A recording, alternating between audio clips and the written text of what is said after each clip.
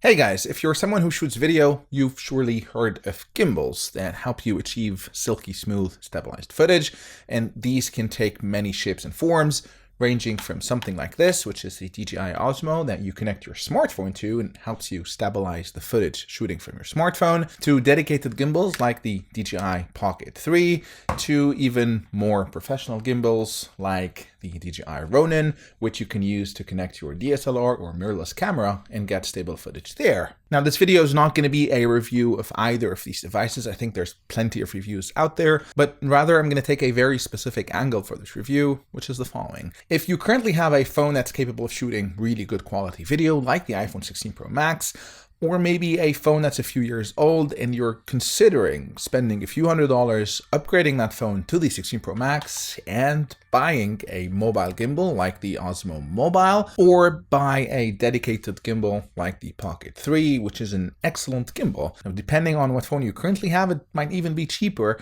to upgrade to the 16 Pro Max and buy a mobile gimbal like this over purchasing a dedicated gimbal, the Osmo Pocket 3, which is around $500. And this is the angle I'm taking. If you're really considering, should you shell out $500 for this, or possibly invest that $500 in upgrading your iPhone, which is something you presumably use every single day, and buy a mobile gimbal, and then if that's going to be enough or good enough, instead of investing in something like this. Now, before we get into this, I'm going to go ahead and say if money is no issue for you and you're absolutely fine shelling out $500 to buy something like this, then just go ahead and do it. This is going to be a much better experience and arguably even better video than using an iPhone and a mobile gimbal. So if money's no issue, just stop watching the review right here, go and buy the Pocket 3, you're not going to be disappointed. However, if you're someone who's really thinking twice about investing this much money in a dedicated gimbal like this, or possibly upgrading their iPhone and getting a mobile gimbal,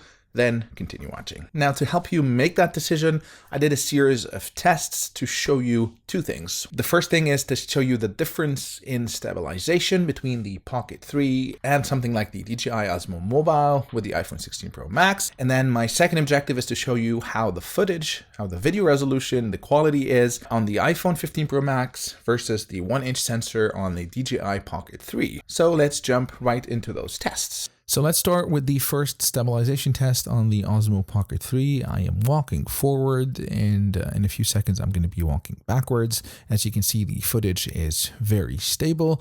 Look at how much my hand is moving, and look now, I'm going to be running forward and my hand's going to be moving very hard, but the footage is incredibly smooth and stable comparatively. A few stress tests over here, moving the gimbal left and right, up and down, and there's very minimal impact on the final footage. Same tests with the iPhone and the Osmo Mobile, running forward and then running backwards. And again, a very stable footage, maybe ever so slightly less stable than the Pocket 3, but barely noticeable. Again, some stress tests, moving the gimbal left, right, up and down with minimal impact. Now, to give you a better idea how they compare side by side, I did the same tests and I'm going to show you the footage side by side with the Pocket 3 and the Osmo, starting off with the main camera on the iPhone. And here, this will also give you a chance to compare the video quality in addition to the stabilization. And the footage is very similar, both in terms of stabilization and the picture quality, with perhaps a slight advantage to the Pocket 3. Again, with the running tests, very similar. Now, where you are going to notice a larger difference is when I switch to the ultra-wide versus the main camera, which has a larger sensor, but also a wider aperture. So it's going to let in more light, and therefore the video quality is going to be better. You're going to notice a difference in the colors and the sharpness and the accuracy. The video just looks better on the Pocket 3 than it does on the iPhone's ultra-wide. But then this is going to become even more apparent when I show you the low-light tests, whereby the larger sensor and the wider aperture of the main camera is going to show significant difference in advantages over the wide lens. Now, for the last bit, I'm going to show you what happens if you're using the iPhone without a gimbal, but activating the action mode. And as you can see side by side, it is pretty impressive what the action mode on the iPhone 16 Pro Max is able to do. This was walking, and now I'm gonna start running, and it's incredibly impressive. Do note that the video quality will be down to 2.8K from 4K if you trigger the action mode. And also you need ample light, because in low light it's gonna suffer. To show you how much my hand was moving, this was a clip in action mode as I was walking. I'm gonna turn around and I'm gonna start running, and just notice how much the iPhone is shaking and how smooth the footage is relative to how much shaking there is. It's truly remarkable. Now in low light, again, main camera on the iPhone and the Pocket 3, similar, but I would say the Pocket 3 does perform slightly better than the iPhone's main camera in low light. Not by a lot, but slightly. But look at the ultra wide over here, and here there's a huge difference between the low light performance on the ultra wide compared to the Pocket 3, which looks way better.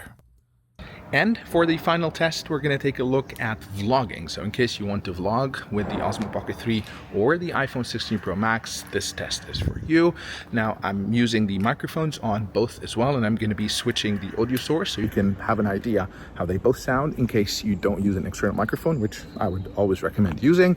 But in this particular test, my concern is less the stabilization, but more the video resolution and the quality.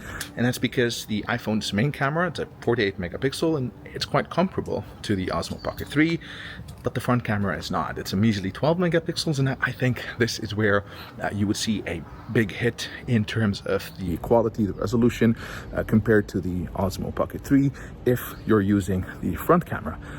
I do have active track enabled, so it's tracking my face. So if I move around, I really don't have to do anything.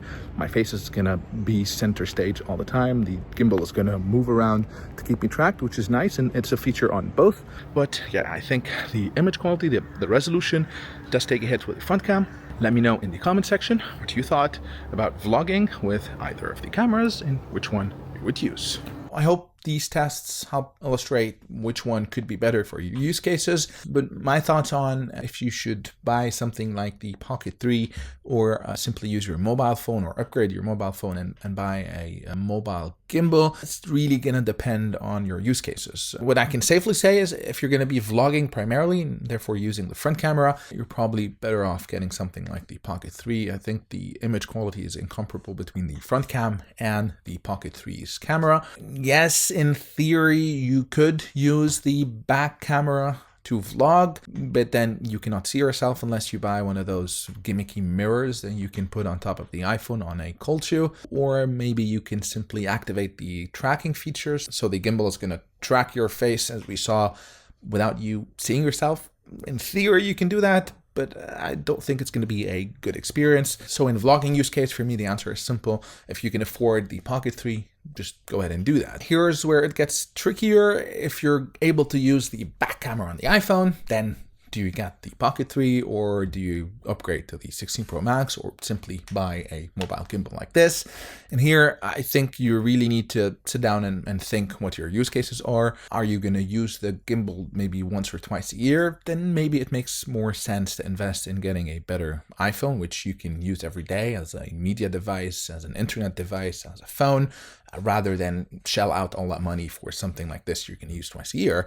If, on the other hand, you're serious about content creation, you're going to be using this extensively, then maybe it makes sense investing that money into a dedicated gimbal. Now, in terms of stabilization and video quality, you saw the test, so you can judge for yourself which you thought is better. What I can say, I did find the stabilization just slightly better on the Pocket 3, but not enough to justify buying this over the Osmo Mobile. The image quality is also slightly better, in my opinion. And in of itself, I don't think the image quality of the Pocket 3 versus the iPhone's main camera, at least, is reason enough to buy this. But definitely better over the ultra-wide camera. So again, if you really need that wide-angle shot, or if you're going to be shooting in low light, then again, I do think the Pocket 3 did perform better than the iPhone. I'm going to leave you with just a few other thoughts about the user experience of using something like this. I did find, at least for beginners, It is easier to master shooting with this. The motions are smoother. You're able to pan and tilt in a smoother way versus getting used to using something like this.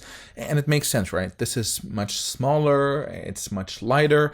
The gimbal has a very small camera to move and stabilize versus something like this where you're stabilizing a much larger, heavier phone. Also, this has been designed, fine-tuned, and tweaked to work seamlessly together in a near-perfect way. Whereas with the gimbal, it works with a ton of different phones that they really have to account for different sizes and weights. So it's much harder to fine-tune and tweak it to work as smoothly as the Pocket 3 does. So in terms of the experience, this is slightly better, slightly easier, at least as a beginner.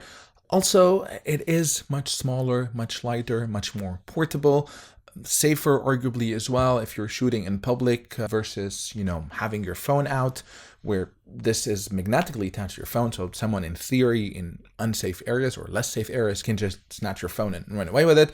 So in terms of safety, this is also safer. When you're shooting on your phone, you might get a phone call that's going to interrupt your shooting. So there are plenty of reasons why this could be a better option if you can afford it. The one area where I would give an advantage to something like this in an iPhone is the different focal lengths. So with the Pocket 3, you're stuck with one focal length and it's a very wide one. Whereas if you're using the iPhone, you have multiple ones. You can use the ultra wide, you can use the main camera on 1x and 2x, which is going to pinch in just a little bit more. And you can use the telephoto 5x camera. So you have multiple different focal lengths, which depending on your use cases again and what you're shooting might come in handy. That's it for me. I hope this video was helpful in at least showing you the differences between the two and possibly helping you make a purchase decision based on what works best for your use cases. I will put links in the description for the Pocket 3 as well as the DJI Osmo Mobile. These are affiliate links, so if you do decide to purchase any of those devices, I would appreciate if you would use these links. I may earn some commission on some purchases at no extra cost to you. This will greatly help support the channel. Thanks for watching. Let me know in the comment section what you thought about these two and which you would get for your use cases. And as always, if you liked the video, please hit the like button and consider subscribing to my channel as this encourages me to continue producing content. Until next time, cheers.